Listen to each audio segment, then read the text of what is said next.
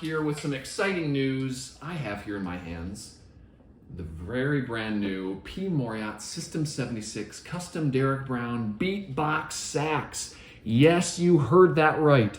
P. Mauriat took the well-beloved System 76 that can be used to play any variety of sounds and genres, and they've made a bunch of modifications that I have done to my own System 76 over the years, getting my BEATBoX SAX sound. And so this video is going to be for any of you guys who are lucky enough to have purchased one on your own, and if you want to start experimenting.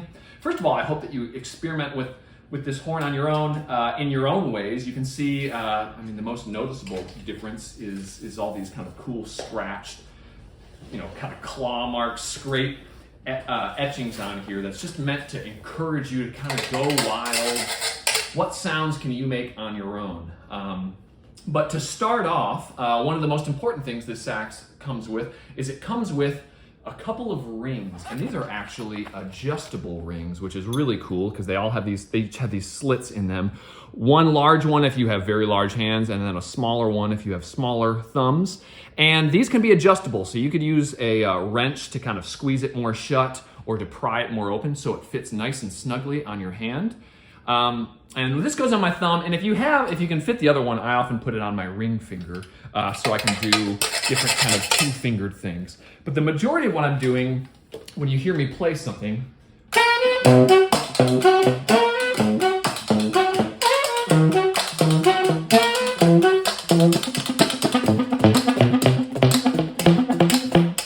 is hitting this thumb rest. Now, you could do this on any thumb rest, but P. Mauriat actually included 2 thumb hooks with this saxophone. One that's shortened, which is how I like it, because then I can hit the top, but I can also slide through and kind of do a flam and hit the bottom. I can also do this kind of up and down 16th motion. They also did these kind of things you might not notice, like shortening this guard here so that your thumb can slide by without getting caught, or kind of shaving the rest of that little extender shorter so you have room for your thumb to go there. And this is just one of those things that, like any of these things, you know, might not be a natural way of playing the saxophone, but I've been doing it for years. You just slowly work on it. I have tutorials, of course, on my YouTube BEATBoX SAX site that show you how I kind of approach this stuff. But that's kind of one of the things that I'm using all the time on my saxophone. And once again, if you want the longer hook, you can put that on just with a screwdriver and switch that back on. Now, because of the shorter hook and because if you're actually using a lot of the rings, you need to get this saxophone really balanced perfectly, because instead of holding it up, you're actually going to be kind of, you know, almost even pushing it down. And so I found it was really helpful having this 3-ringed strap hook on here instead of the single. The normal would be up here. But I find when I'm not lifting on the thumb, the saxophone's kind of coming towards my body a little bit. And so I find to kind of have this centered equilibrium. I put it right in the middle there, and that works for me. Sometimes I even put it on the lower end. Now, also with these rings, some other things you might notice, there's a little plastic cover on this. That's just for getting a different sound. You could also, of course, just do it on the metal, you know, anywhere you can play on this. They've also added a an extra spine here on the bell, so because I do a lot of hitting, also with some grooves cut in, so you can get this kind of nice sandpaper sound here. Or if you just want to hit that, it's not going to actually scratch the body or dent it because it has this nice strong brace here. I even sometimes hit up on the top of the bell, which is why it even curves up there. You'll also notice there's an extra bottom brace here. It's hard to see because they put it on really nicely. An extra bottom brace. So if you've ever seen me in my performances, I really beat this thing up on stage, and so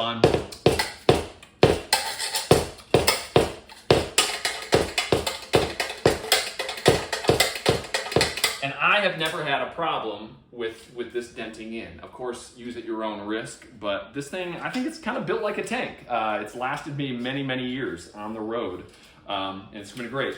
Another thing with the body of this horn, you'll notice this, I call it kind of the Vibraslap here. This is the leg guard here. And you'll notice that one screw is gone. This is actually also included, if you want that screw there, it is included in the horn. But if you pull out the top part here, you'll notice it has all these loose screws and a little weight here. And you can kind of get this little kind of Vibraslap sound if you want. And so I'll kind of...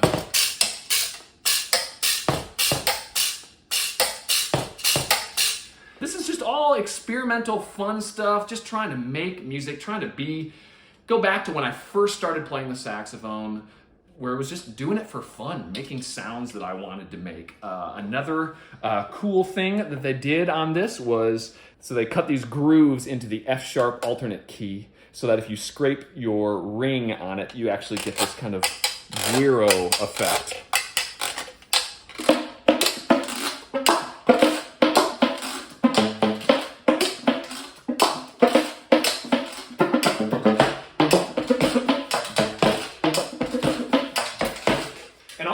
I mean, like that, and the ring here, I like to have it so that I can actually play pretty much anything that I would normally play on the sax, and I can do it because normally your thumb is free, of course. Now, speaking of that, of trying to play normally on the sax, if you are doing things like, you know, using your right hand on the bell or whatever, I came up with this idea a couple years ago of adding this extended key here to the Altissimo F sharp key so that it can be played with the thumb. And this serves a couple purposes. One, if you're doing something with the right hand like this, you can actually play an F natural with your left hand. Now, this might be a little confusing, and you might need to experiment with it on your own sax to fully understand it, but we all know, you can play a G chromatically up to a C sharp, and then you could go to a D by playing the palm D, even an octave lower. Usually we use that for the upper octave, but you can go, you can do a D sharp by, fingering like a high D sharp just without the octave key. It is a little flat there, so you have to kind of bite a little bit firmer. To do an E, you just do like the high F fingering without this up here, and it actually does a pretty in-tune E. One-handed E. Now here I realized, I can't play an F, but if you use this new added key here, doing the Altissimo F sharp, you can go up to an F natural.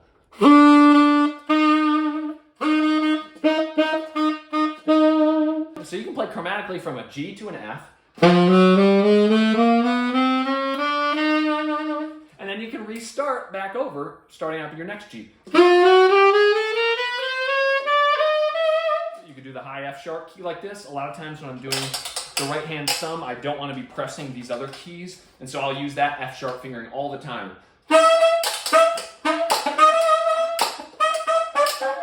And whatever. So it kind of opens up a whole new world of you can improvise.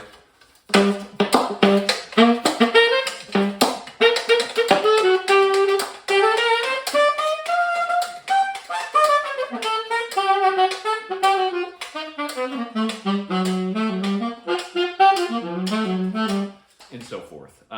So it might seem like a subtle thing. It's a very simple solution to get an extra note with just one hand, but it's pretty cool.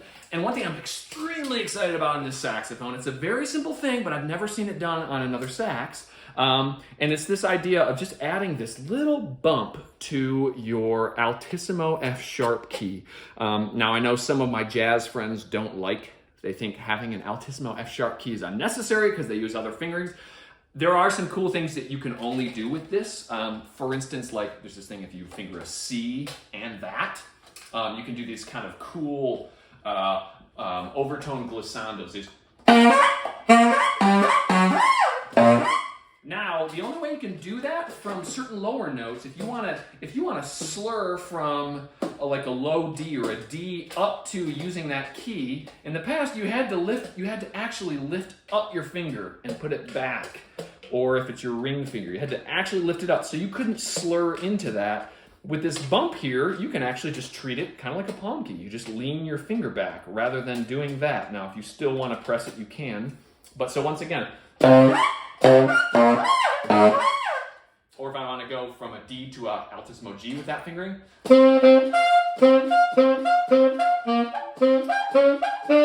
There's even subtle things on here like P. Mauriat just shaping this a little bit differently here, this low B flat key, so that you can grab it with one hand without it kind of jamming into your fingers there. So you can grip that for doing this kind of percussive stuff with your other hand. So it's all these little things that add up into now the P. Mauriat System 76 BEATBoX SAX. So if you can get your hands on one of these, I hope you have as much fun exploring with it, performing with it, as I have kind of helping P. Mauriat design this over the years. So if you can, get your hands on it. Let me know what you think. Do your own experiments, make your own video, be a kid again, have fun with music. Thanks for checking this thing out. Take care.